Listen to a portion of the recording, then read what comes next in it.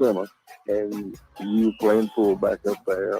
And I saw you in the weight room and watched you work out in the weight room. If you were strong enough to pick up the whole weight room.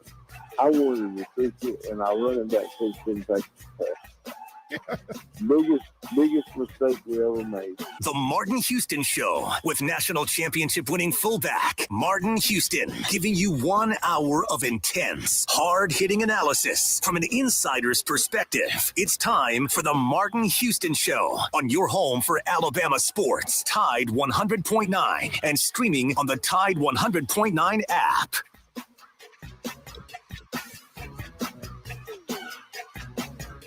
Good morning. Welcome into the Martin Houston Show, powered by MaX Sports. It's a Tuesday edition of the show. We're live, local, and ready to get things rolling. I want to encourage you to join us on Tide 100.9 and WTBC 1230 a.m. on your radio dial. You can also join us on the live stream on Facebook, YouTube, and Twitter under the handle of Martin Houston 35, as well as MaX Sports and Tide 100.9 and the Martin Houston 35. So all of those will get you into the show. If you're driving down the road in your car and you would like to interact with us, then you're always welcome to pick up that phone and call 205-342-9904. That's the Alabama One hotline. That's the Alabama One hotline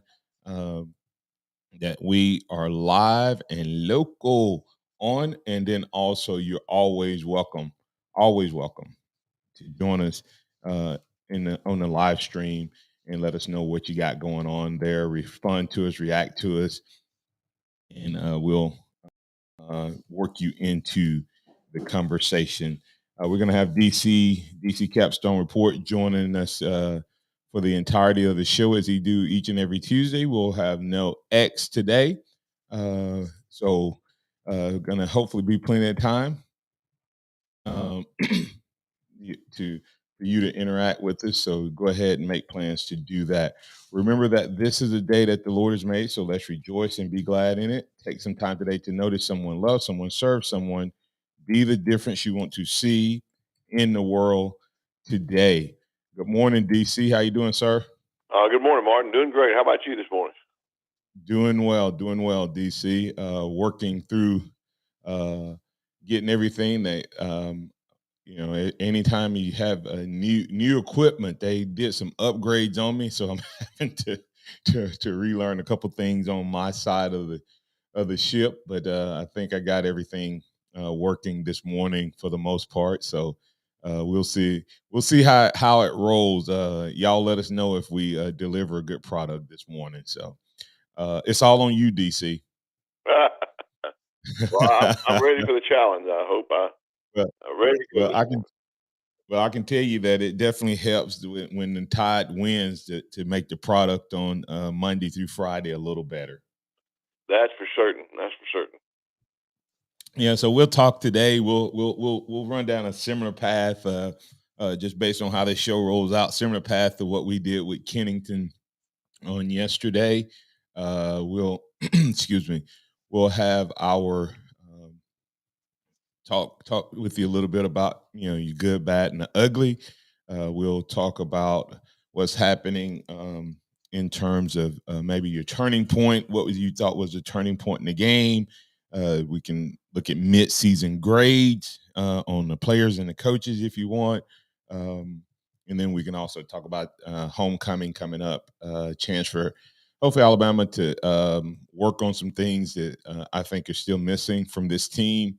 But good for Bama to get the win over Texas A&M. And once again, not sure if Jed picked it up, but Jed Cohen out of Cherokee, North Carolina, won the prediction contest. So he goes into the year-end swag pack giveaway. So hopefully we're trying to work on some things, DC, with this Alabama Always, trying to figure that whole program out, and may actually have some officially licensed stuff in the swag pack. We'll see, instead of just some branded stuff. We'll work through that. So, DC, as we roll into today, I guess let's instead of starting with the good, bad, and ugly, several things in that game could be viewed as turning points. What did you see as some candidates? Let's talk to some potential candidates as turning points. Could have been good or bad. Well, I think several times in the game we saw some turning points that kind of helped Alabama win this game, and I think the number one turning point was, in my opinion, was the quarterback play for Jalen Milroe in the passing game. I think Texas A&M started out to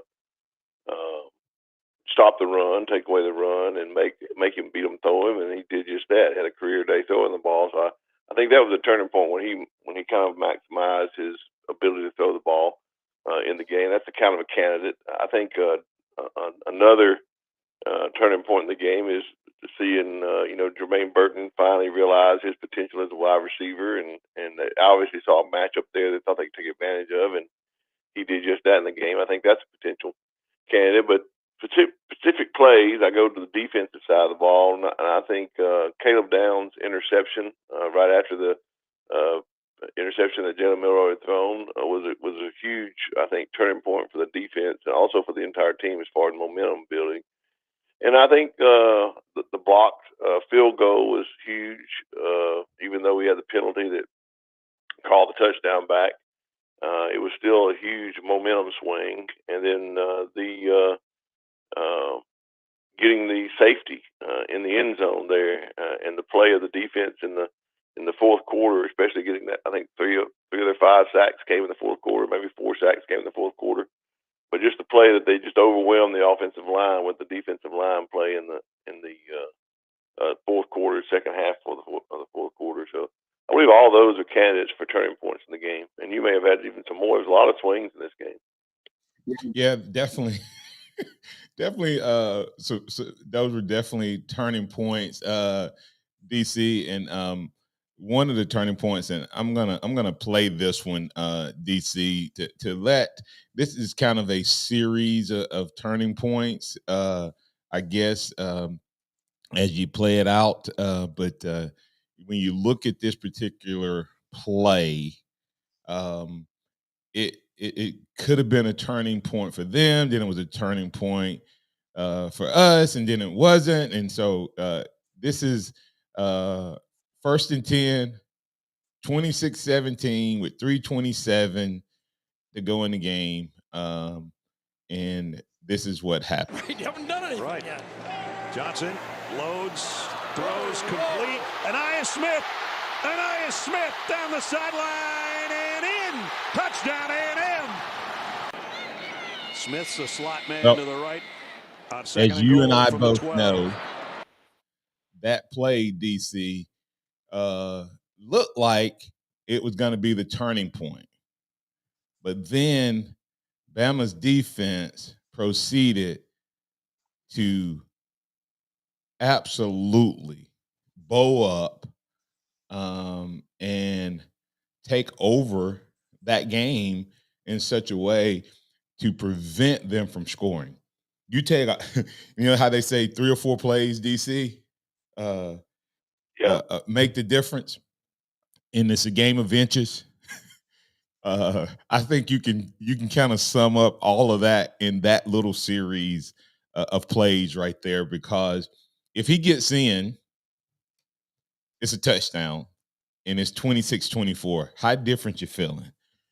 You know? Yeah, big difference. Big difference. I mean, so and every one of the other plays to me were turning points. But when our and so I don't disagree with any of that. I think all of those were turning points, and probably several others that we didn't mention. I mean, like DC, the play where Milroe gets hit in the back and fumbles, but our offensive line recovers the ball. You know, huge.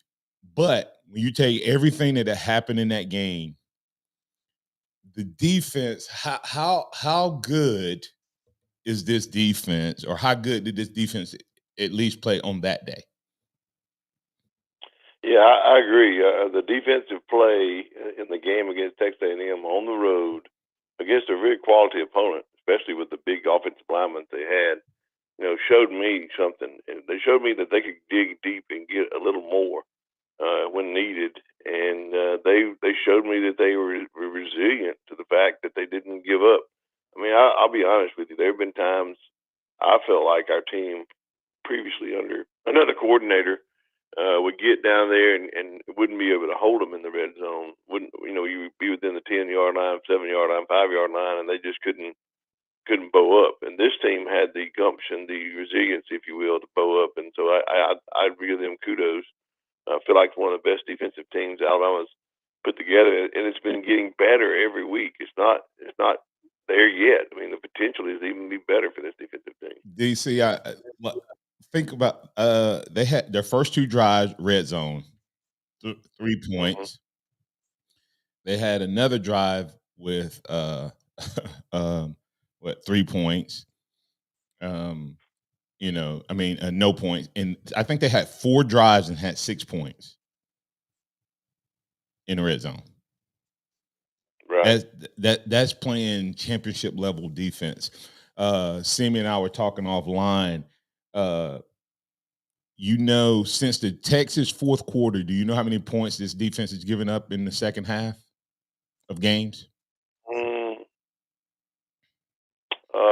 I don't know for sure. I mean, it's not much. Less than they gave up in that fourth quarter. Yeah, that's when they gave up against Texas.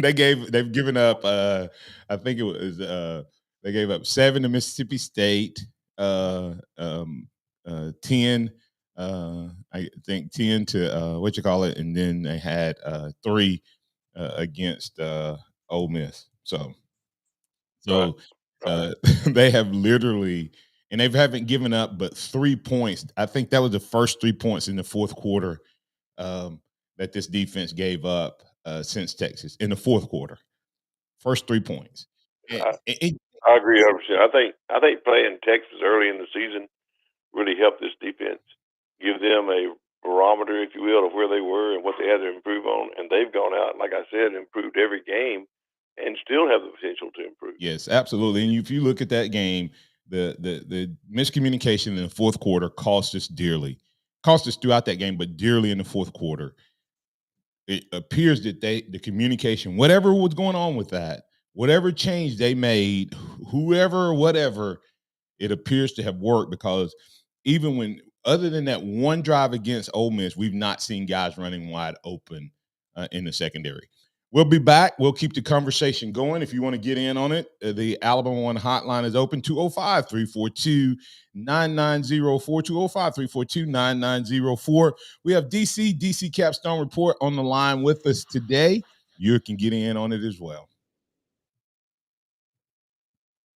Tide 100.9 traffic. From the Townsend Nissan Traffic Center, we got a wreck. 2059 westbound is at the ramp onto Covered Bridge Road. That's exit number 86. Major delays on 359 southbound at Skyland. We're hearing it may be construction. We're not sure of the reason. If you see other conditions, please give me a call, 205-886-8886. Now get $2,000, $4,000, up to $8,000 in instant savings at Townsend Nissan. I'm Captain Ray. All of the West Alabama high school football scores every Friday night all season long on Tide 100.9. High school score updates brought to you by 4th District Congressman Robert Adderholt.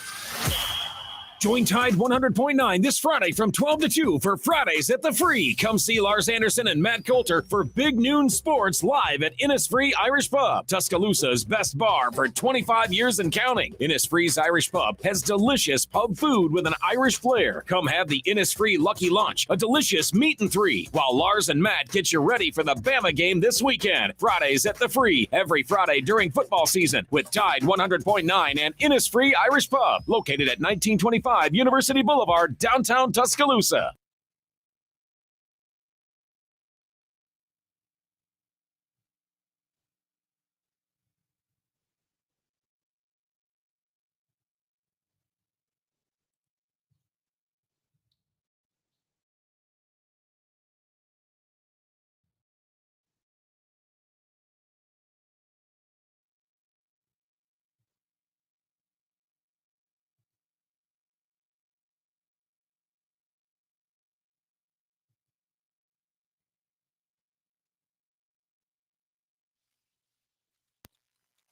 No, I think it was a combination of both. I think that, we mis-ID'd some plays in terms of who we were blocking and where we're going to. And, I think we missed some things on some of their stunts and pressures. Their front seven is really good. And we had some other plays that, if we finished blocks, we'd have had much more productive plays. So we got to do a better job of finishing. But we also knew that, going into the game, that it was going to be tough sledding up front, and we were going to have to be able to throw the ball effectively. And I was very pleased with that part of it. Still got to work on protections, but on how we protect the quarterback. That was Coach Nick Saban talking about the lack of the running game. I have some disagreements on parts of what he said, other than the fact that we couldn't run the ball. And we'll get into that. But before we do that, have to pay some bills. I want to thank all of our great sponsors, including Alabama One. Alabama One, go check them out, alabama1.org. We have 20 physical locations to serve you spread throughout the state, ranging all the way from northeast Alabama to south west Alabama, Cherokee County, all the way down to Bruton, Alabama, and everywhere in between. And we invite you to stop by one of our branch locations somewhere near you. And if you can't get to one of the branch locations, just go to our virtual branch via alabama1.org or that app that you hold in your hand, the Alabama One app, and you can do all your business there. We'll be glad to help you. You can still get all the loans, make the deposits, open the accounts, and get entered to win the big getaway giveaway that will end at the end of this month. We're going to be giving away that $5,000 vacation packet via gift card. So go ahead and make yourself a winner. That's alabama1.org. Alabama one together. What's your one? All right, DC. I'm going to let you respond first to Coach Saban and his reasoning behind the run game. Yes, Texas A&M wanted to make us one-dimensional. Yes, they did. And I would have to say successful. Virgil Williams brings up a point. He says, I keep hearing people say how Reese really stepped up in this game as an OC because we threw it so much. I just don't see that. All I saw was his inability to help out his quarterback and use his talents. We had 0 QB runs, 0 running back runs, off tackle or sweeps, no screens, and never move the pocket. Reese has got to make a change in philosophy to help our offense get better. I'll let you respond. You can talk about what Virgil said. You can talk about what Saban said, or just give your take on our inability to run the ball in our OC. Well, I understand what Coach Saban's saying. I don't think he's going to say anything bad about any of the coordinators at this point in the season. That's not his MO. That's not what he normally does. But I disagree with him to some extent. I agree with Virgil Williams to some extent. Here's my take on it. We didn't come out and commit to running the ball in this game. We came out and ran one play in this game in the running package.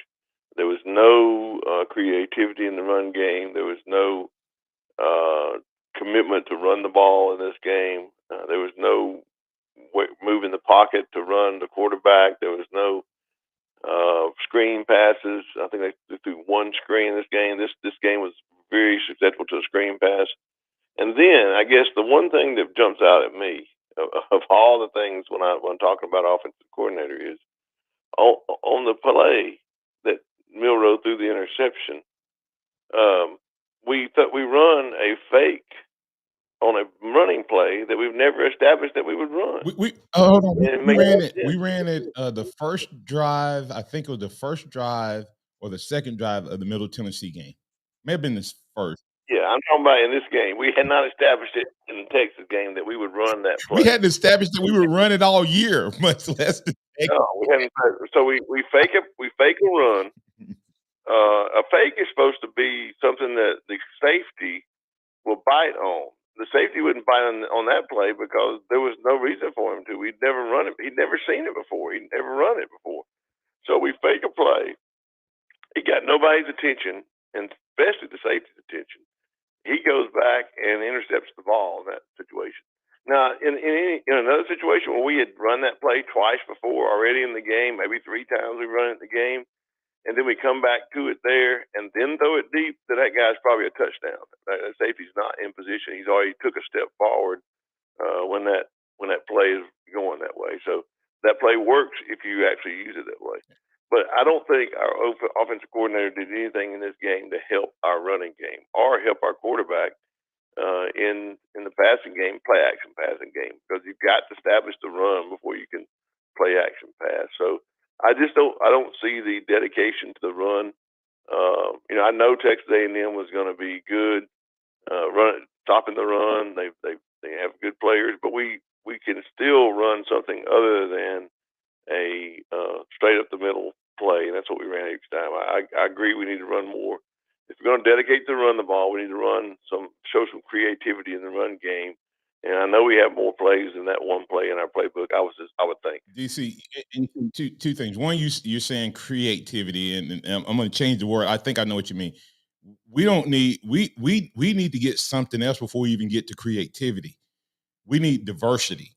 And how about some diversity? Yeah. And I'm going to come back to that. But to that specific play that you're talking about, that wasn't third down. No. They had seen something that made him call that particular play. Be patient and run it. Like literally, just think what would have happened if he had pitched that ball and then came back the very next play and made it look like the same play. If you go back to last year's touchdown to Jermaine Burton on the last touchdown that Jermaine caught Saturday, that quick slant, it's a skinny post, quick slant, whichever way you want to call it. It wasn't a full slant. I don't know what they call it. But last year when we came out, he faked it to Jameer. I mean, we ran it to Jameer. Jameer had like a nice run. Boom. We come back with the exact same action. And he pulled it and threw the quick pass to Burton. Boom, touchdown. If we do that in that play and come back to it the next play, it would have happened. It would have been a touchdown. And so, that's the type thing. Like we need some patience in the run game first. And here's the thing. Either way, the next time they can still coach him up on that play, because the reality of it is, DC, and this is where you make your quarterback better. He saw that. If he throws that ball just a little bit further, the DB can't get there. And Nyblack was running away from him, but he threw it kind of to the inside of him. So that's growth opportunity for Milroe. Even though it was a good play, they saw something, or he has to line it. He just can't. He kind of got caught in between. Too much air and not enough distance, and that's why that was able to be cut off. But back to the creativity versus diversity, okay? Creativity is things like Spurrier used to do, where he had the counter pitch, where the the running back would start to the right and they would pitch it to him, and then he would plant that foot and they run the counter back to the other way. Creativity is, you're running and look like a pass, and you do like a underneath handoff or a shuttle pass or we just need diversity. We just need to run something other than guard right, guard left, up the center's butt. We didn't run off tackle. We didn't run a power. We didn't run a lead. We didn't run a sweep. We didn't run anything. I don't even know if we had read. It wasn't even read option. That was just a zone. I mean, that was just a give. And that's what's my frustration is when you sit here and talk about Texas A&M run defense, They didn't have to play run defense. They played pass defense and tackled the running back on the way to the quarterback. I agree 100%. We didn't even see a trap play or draw play in this, which would have been perfect for this kind of rushing lineman. We didn't see anything like that, and I agree 100%. I thought about what you used to say, Martin. Coach Stallings' philosophy on running the ball, and I thought even Coach Stallings would have told him to run to something else after running it so many times up the middle like that. Hey, DC, let me ask you this. The fact that we'd had 0 call runs, and you and I spoke earlier in the week, I think that there may have been more truth to your inquiry than I'm trying to give Tommy Rees benefit of the doubt. And so I'm going to say that our conversation last Tuesday or Wednesday, our text conversation, may have had more validity than we think. Miro was hurt. His hamstring was pulled. I think maybe the reason he's not running the ball more. Maybe he didn't. Maybe that's why they didn't call a single run, and he only scrambled, to me, I think, past the line of scrimmage one time. Yeah, and that's possible. And they were just hiding that nicked up injury. Not that enough to keep him out, but enough to keep him from hurting again. Yeah, they didn't want him to do anything to run unless absolutely necessary. Give him that benefit of the doubt. But the diversity in I know a couple of times after a sack, he did walk off a little gingerly, and I think you're right about that. Yeah, that would be the that would be the only thing that would make me think otherwise. MHS 0407 keeps saying this has happened to Bama before. In 2021, Bama had only 6 rushing yards against LSU at home. Who's the offensive coordinator in 2021?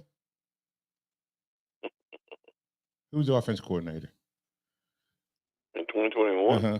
That sorry? It would have been Bill O'Brien. Bill O'Brien? Yeah. I was actually calling for Bill O'Brien Saturday, so that's how bad. I was calling for Major Applewhite. Yeah. I mean, that's how bad I felt. Hey, here's the thing. We used to say, and we're going to get the break after this, and we'll come back with a little bit more conversation. We used to say that. I'm sorry, I was about to call for your caller, Martin, that has the moving van. That's who I was about to Alan? call for. Go ahead. Yes, Alan. I was about to call for Alan. Yeah. I don't think he put the right year in there. I think he's talking about the year we went on to win the national championship. And he put in 2021. I don't know if that's the game he's referring to. I don't think he has a year right. We got several other plays. I'm gonna get you players of the game. I got a special guy who I think deserves player of the game.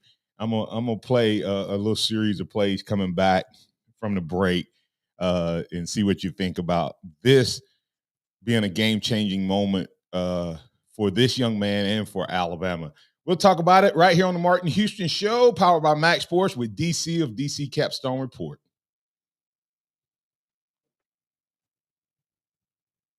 Tide 100.9 traffic. From the Townsend Nissan Traffic Center, we still have a wreck on 2059 westbound. This is at Covered Bridge Road exit. The delays on 359 are easy. If you see other conditions, please give me a call. Now get $2,000, $4,000, up to $8,000 in instant savings at Townsend Nissan. I'm Captain Ray. A lot of Canoli's energy started to bounce back. She has a lot of puppy moments, and she'll be 14 this summer. What did these dog parents do for their dogs? They switched to Nature's Blend, a premium freeze-dried raw dog food made by Dr. Marty Goldstein, a veterinarian Forbes magazine called the Miracle Worker. It's the easiest way to support your dog's easy digestion, nourished skin, playful energy, and most importantly, their healthy, full life. I'm so confident your dog will love it. Your order is backed with a 90-day guarantee. Save up to 54% off Nature's Blend and get a free full-size bag of Tilly's Treasures dog treats. They're best-selling beef liver dog treats while supplies last. Go to drmartypets.com/deal or text DEAL to 511-511. Go to drmartypets.com/deal. or shop in over 2,000 stores nationwide. Use the store locator to find the store closest to you. All pets are unique. Your pet's results can and will vary. Message and data rates may apply. Studies available upon request. You could win a Dodge Challenger RT or your share of $25,000 in free play and cash at Birmingham Racecourse Casino.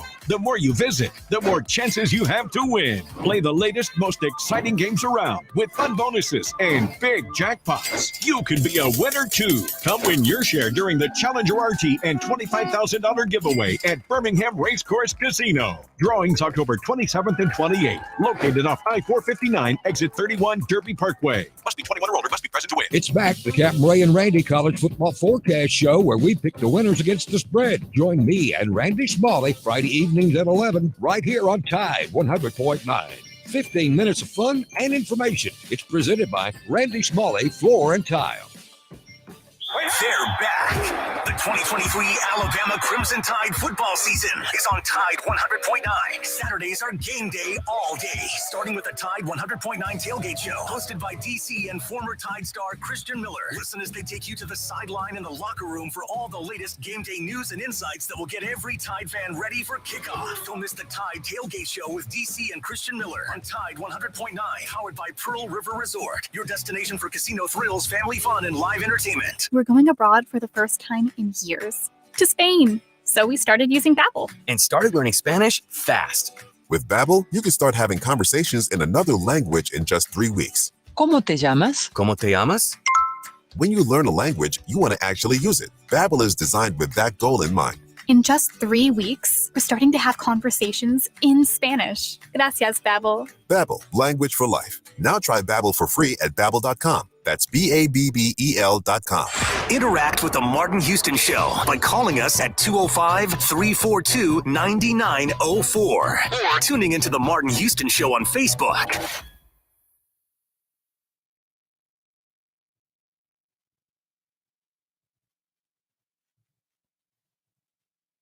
In trouble.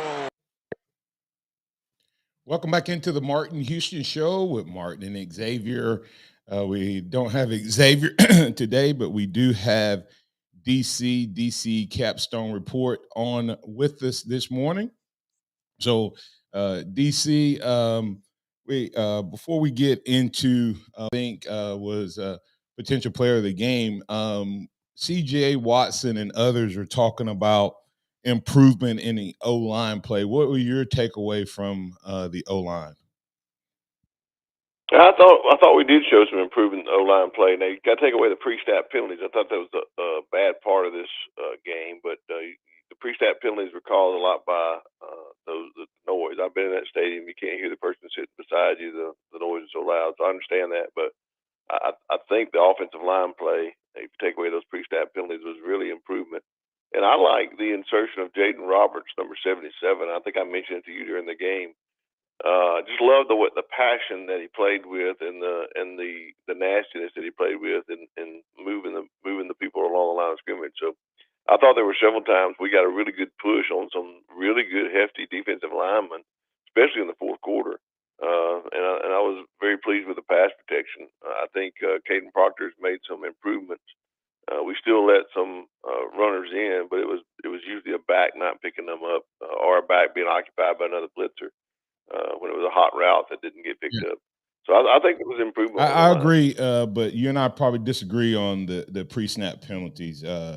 I think everybody plays in stadiums that are noisy. No one has 9 penalties. There's more going on, DC, than that. A couple you can give to the noise. The rest is something that's going on. Either it's officiating that is targeting us. I mean, it could be that because you go back LSU, Tennessee, Texas A&M last year. Go back and look at all of our double-digit games. They're all on the road. Okay, and you can say that's all noise, and if that's all noise, then we need to figure out what everybody else does on the road. That's my opinion. But I also think, DC, we have trained our offensive linemen to be this big running team, and we bragged about all these big bruising guys, and we don't use them that way. We're asking them to pass block, more than we are to run block. And I think they're slower. It's just what it is. and the defensive linemen are faster. And Alabama used to cause people to get more pre-snap penalties because they were quicker and more athletic on the defensive front. We're now the victim of that. I think guys are cheating a little bit. That's why you get pre-snap penalties before the snap. Either your coaching don't know how to teach you that, the officials are targeting you, or you're trying to get ahead. You just can't block that guy in front of you. And I hate to think that the last one, but I think that's some of it too, because that's where we struggled in the pass game. So, and what do you do in that case, DC? Hey, how about running some screens and some draws and some run plays? Screens and draws help your lineman out. I mean, I'm telling you, it's all right. Speaking of that, give your OC a grade. I don't think I ever let you do that. For the season or for this mid-season grade. D. D. Just D. No minus or plus, just D.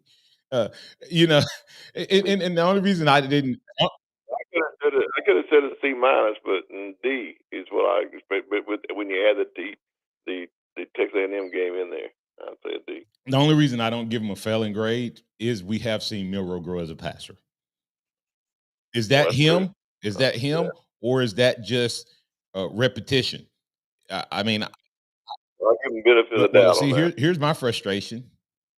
I think we could have saw this 4 or 5 weeks ago if you make him the starter and give him reps all summer, and get the timing down with the wide receivers instead of this whole, hey, we got 3 guys that may be the starter. I mean, reps matter. Real quick, reps matter, DC. And I don't know if you saw this at the NFL level. And Chris Collingsworth, isn't that his name, that does the Sunday night games? Used to play for the Bengals. Yeah. I love he's one of my favorite analysts because he does a really good job. He said he was calling the Dallas and 49ers game, and he compared Trey Lance, who came from North Dakota, to Brock Purdy. He said, guys, Brock Purdy played 40-something games. He said, the dude has had his reps. Everybody goes, oh, who has the biggest arm? Who can run the fastest? Who can make this throw? Who can make this throw? He said, who has learned to process information because of repetition? You can't manufacture processing information. I don't care how big your arm is. I don't care how talented you are. You have to learn to process information. What has happened? You can't fake timing. Brock Purdy doesn't have the biggest arm, but neither did Tom Brady. But those dudes repped and they got the playing time. You look at the timing that's beginning to happen in this game, and you kind of project forward. If he continues to grow like he has, he could be a really, really, really good quarterback by the end of the year. All right. DC, I agree. DC, this could have been a monumental problem for Alabama had Superman, I don't even know what to call him, had not come to the rescue. But listen to this play right here. End zone to punt. Great punt. This time he got a hold of it. Holy cow. And Smith goes on the other end. One hop, the 23. One man misses. And now more do. And Smith heading to the edge. Smith down the sideline. And Smith still on his feet. That's what he is so dangerous for. And he just ripped off another long punt return.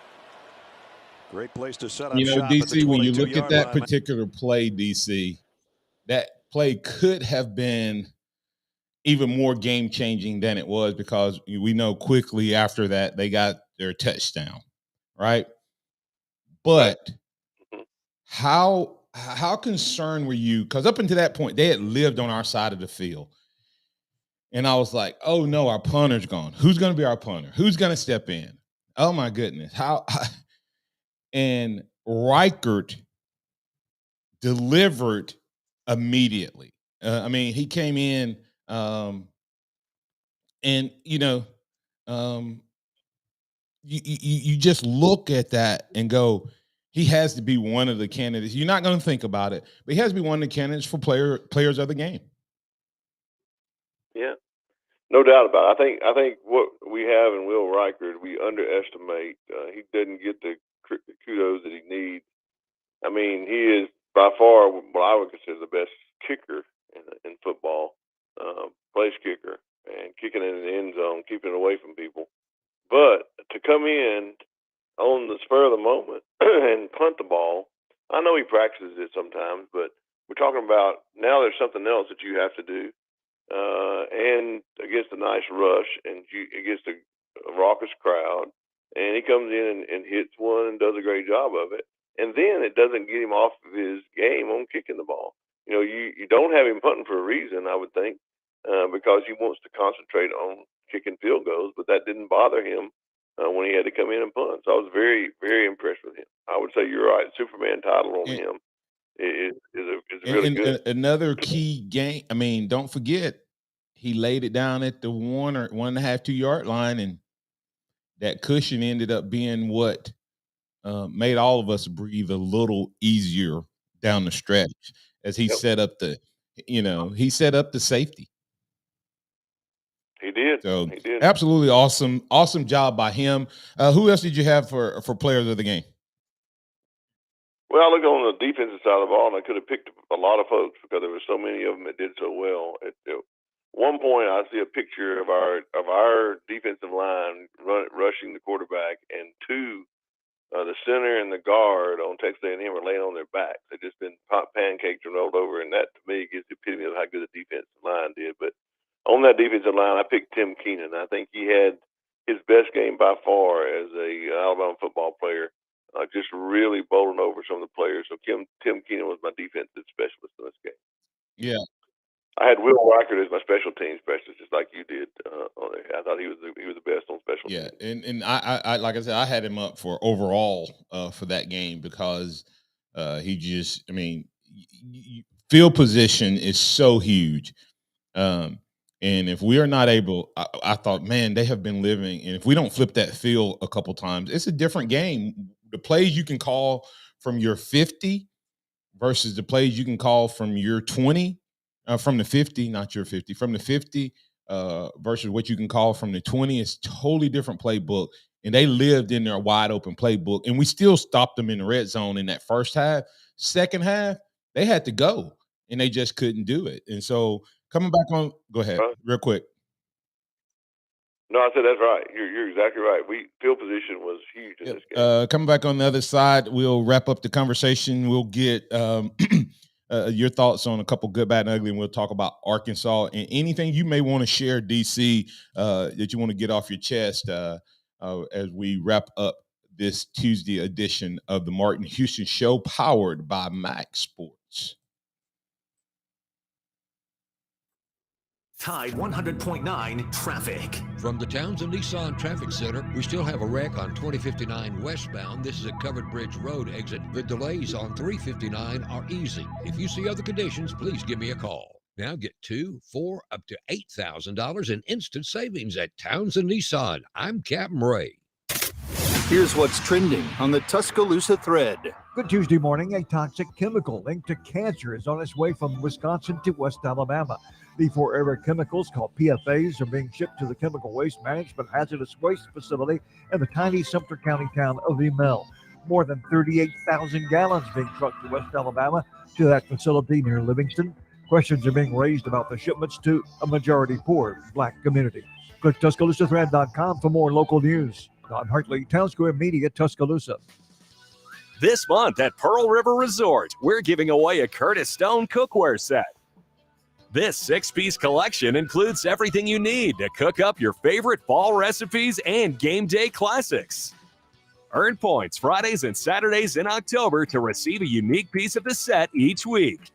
Score big every time at Pearl River Resort. Must be 21 or older to play. Finding great candidates to hire can be like, well, trying to find a needle in a haystack, but not with ZipRecruiter. Its powerful technology actively finds and invites qualified candidates to apply to your job. So while other companies might deliver a lot of hay, ZipRecruiter finds you the needle in the haystack. See why 4 out of 5 employers who post a job on ZipRecruiter get a quality candidate within the first day. Try ZipRecruiter for free at ZipRecruiter.com/free. That's ZipRecruiter.com/free.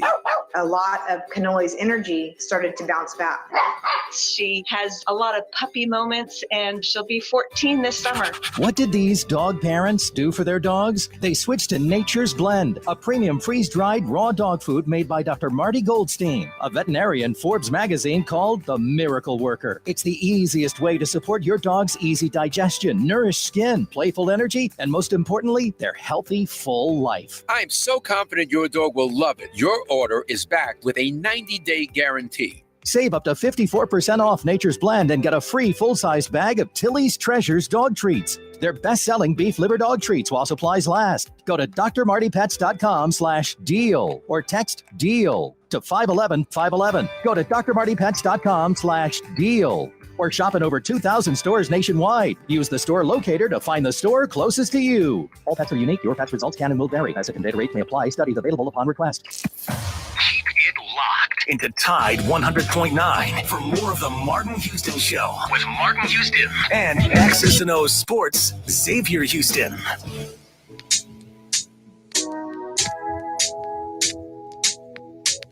Welcome into the Martin Houston Show with Martin and Xavier, powered by MaX Sports. It's a beautiful, beautiful Tuesday morning. We're live, local, and got things rolling. We got DC on with us. In DC, we have a couple callers that I want to make sure I get to. We asked them to call, and I had overlooked them. So let's get Todd on first. Todd, you're on the line with DC. What's on your mind, sir? Hey, good morning, Martin, DC, man. Thank you for taking my call. Guys, I just can't say enough about Mill Road dropping them bombs Saturday. Hey, shut all them folks up about, how he can't pass the ball, man. And he's been my man since the last Texas A&M game last year when I sat there and watched him warm up and play that game, and everybody was just bad-mouthing him, dogging him out. Man, I'm just so happy for that young man to be successful Saturday and build his confidence. And, man, I hope he's not hurt, though. I mean, you guys, have y'all heard a report that he's got a hamstring issue? I have not heard it. Go ahead, DC. Yeah. Well, I would not heard a report. Nothing's been done official, but there was issues on Wednesday's practice that from people that I know on the inside, they indicated that he left the field for a time to get some treatment on a hamstring, and then came back and played the rest of the practice and practiced all day Thursday and played the full game on Saturday. So maybe not an issue, maybe just a tweak, maybe just a pain or something that they experienced. But I think they just they don't want it to morph into a big issue. Absolutely. Anything else you got, Todd? Man, and that left tackle, I don't know what it was, the reason why he got pulled out during that game. Maybe it was the attitude adjustment. Maybe it was a attention getter. Let him know, look, we don't care where you come from, how big you are, how bad you think you are. We got somebody that can back you up, and you can't get it done, brother.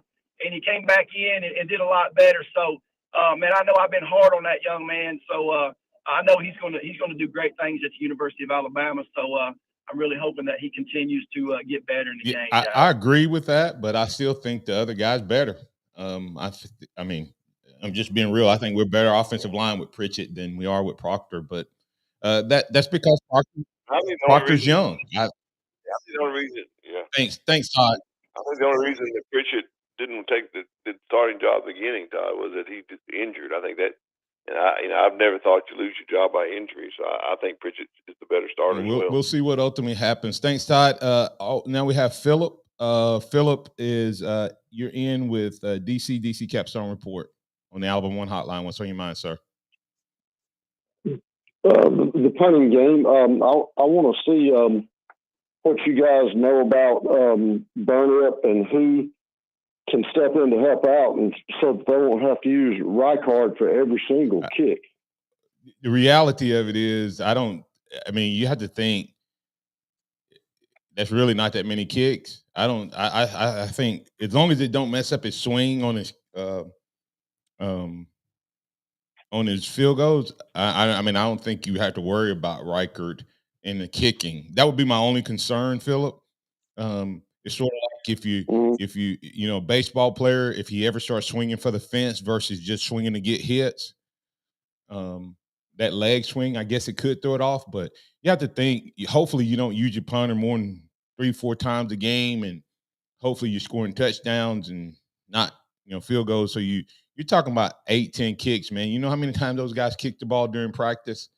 I don't think that'll be an issue. The question is, will it throw off his stride or anything like that? Your thoughts, DC? Well, I hope Yeah, I it's not agree. an I think the issue. only thing I'm concerned about, Philip, is whether or not it's going to throw off his timing on his. Which I don't think it will, but because there are guys who do. I don't think it will. I think he's going to be fine. What else you got? Yeah, well, I hope the running back situation. I've been harping on this all year. One thing you do get with Tommy Reeves that we haven't had in the past, going back for many years, it looks like with Reeves it's a 1 and 2 back deal all year long. 22 we had Gibbs, Jace, Roydell, Jan Miller, and Trey got carries. 21 we had Robinson, Trey, Roydell, Jace, and even Demoy Kennedy. 20, we had Najee, Brian, Trey, Jace, and Roydell again getting carries. This year, it's pretty much just Roydell and Jace, and that's it. I would be – I don't know, and I'll let DC respond to this. Philip, I don't know if we're getting enough offensive plays. Our running game is so anemic a lot of times. These guys aren't getting that many carries. If you go back and look at that, the top 2 guys aren't getting any more carries than the top 2 guys got before. It's just not enough carries to get to the third and fourth guy is what my concern is. And I don't know. That's what it appears. Sometimes what appears to be the case may not be the case. But if we got more production in the running game, maybe we would get to those guys. But I could be wrong. DC, your thoughts? I agree with that to some extent, but I also think there's a difference of philosophy. I think the difference is that we're not committed to running the ball. Therefore, we're not getting enough carries, so we're not getting to the third person. But again, I think the focus is on passing the ball, and they don't have confidence in the third and fourth running back to pick up the blitzes. And so I think that's the reason that you're seeing the 2 running a lot. I think again it goes back to we're not committed to running the ball. And I can't say that I haven't seen the other 2 block. I've not heard. I heard that in the spring they both were able to pick up blitzes and stuff like that. Never. You go back to the summer, and we were told the running back room was the deepest it's been in a long time. So what happened? I don't know. What else you got, Philip? That's it. We are where we are. So hopefully keep doing well. All right. Thank you, sir. Appreciate it. Yeah. And Virgil pointed, I said, we're not putting games away to allow the backups to play. DC, anything you want to say? Any closing thoughts on Saturday's game, and then your thoughts and score for Arkansas? Well, someone want to get off my chest, I guess. You said I could do that, and really, I don't want to. I hate to harp on this, but you alluded to it earlier, and I really believe that the officiating has been a little biased toward Bama during these games. There were several calls in Texas A&M game. The cheap block, the blindside block, which was the blindside block rule was definitely not put in place to stop that little push. Well, he wasn't blindside because blindside means you turn back. He was running side beside him. Running side by side him. And so that was not a blindside block. And then when Chris Braswell just touched he barely got his fingerprints on the face mask of their quarterback, and it's a passing a 15-yard penalty for hitting his head. When they slammed Melrose head with their hand several times, they didn't get called for a face in the head of the quarterback. So I mean, those things are blatant, and it's getting worse and worse. And like you said, I think every time we go on the road, we're gonna face that because now we've been tabbed as a team that scores a lot of penalties. And perceived running quarterbacks do not get the same protection as pocket passers. I'll leave it at that. Yeah. Mark John. Yeah, I think it's a little tough. Yeah, you know. and Mark John said there were penalties called for pre-snap movement Saturday, and on the replay, it didn't look like anyone moved more than one time. DC, what's your thought? A lot of times they were moving. Texas A&M was moving, and even the announcer said, "I think they drew them off that time." Yeah, the defense can Well, move. Defense can move left and right before the snap, but I think they were also, because it was a silent count, they were saying things, and they can't do. What you can do is you can move and shift, but you can't simulate a snap count when you move. And I think that's what they did a couple times. That time we got the 3 in a row. I think their movement and their noise is what was going on there.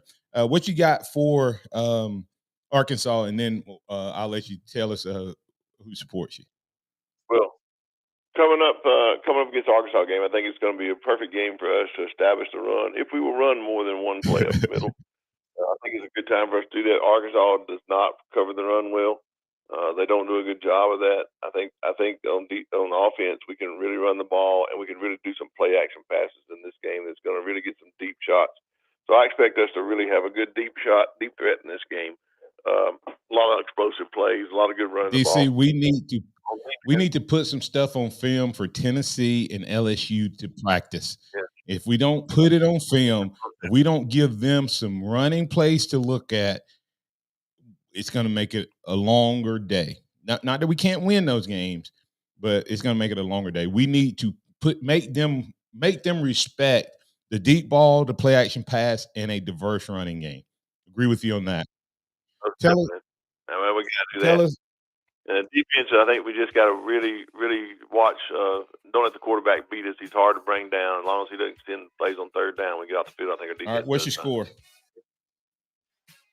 Alabama 42, Arkansas 21. All right, got about 30 seconds. Tell us about your sponsors real quick, D. Well, RollTideBama.com, FreelancePictures.com, some of the best websites for Alabama content, especially for homecoming. He's going to have some great pictures up there, so Lance does a great job of that. And as always, I'm able to be on your show for Karen Cottingham, Realtor with the Williams Group right here at Keller Williams in Tuscaloosa. For all your real estate needs, reach out to Karen Cottingham, 205-887-4008. All right, that's DC Capstone Report. He joins us every Tuesday to help break down what we got. Go check his podcast out at DC Capstone Report, DCCapstoneReport.com, and you can hear more about what he had and his key takeaways and players of the game.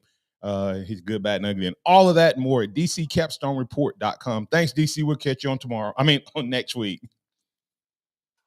Thanks, Martin. Have a great week. Roll Tide. All right. Hey, I'm Martin Houston. That was DC Capstone Report. X is out on assignment.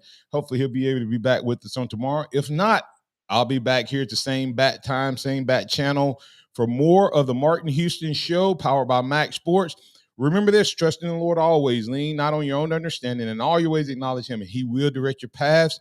Thanks to all the callers, listeners, viewers, and chatters for being a part of the program. Roll Tide out to everybody on Tide 100.9 and WTBC 1230 AM.